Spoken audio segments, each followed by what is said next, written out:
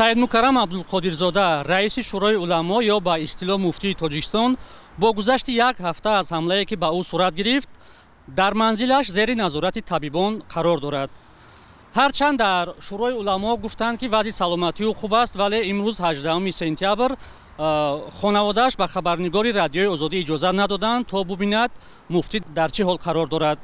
мақомоти интизомӣ мегӯянд таҳқиқи ҳодиса идома дорад ва онро худи вазорати корҳои дохила анҷом медиҳад, на шӯъбаи корҳои дохилаи ноҳияи Исмоили Сомонӣ ки масҷиди марказӣ дар ҳудуди он аст.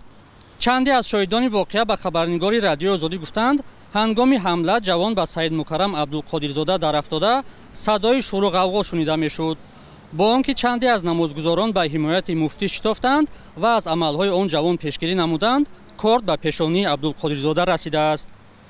ба иттилои ҳамкорони муфтии Тоҷикистон, ҷавоне ки ба ӯ ҳамла кардааст аз шаҳри Норак буда, донишҷӯи курси сеюми донишгоҳи молия ва иқтисод будааст.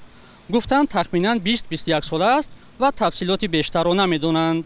маъмурияти донишгоҳи молия ва иқтисод тасдиқ намуданд ки мақомот онҳоро дар бораи ҷавони ҳамлагар ба муфтии Тоҷикистон бозпурсӣ намудааст, вале таъкид карданд ки ҷавон донишҷӯи онҳо нест, чун номашро дар рӯйхатҳои донишгоҳ пайдо накарданд.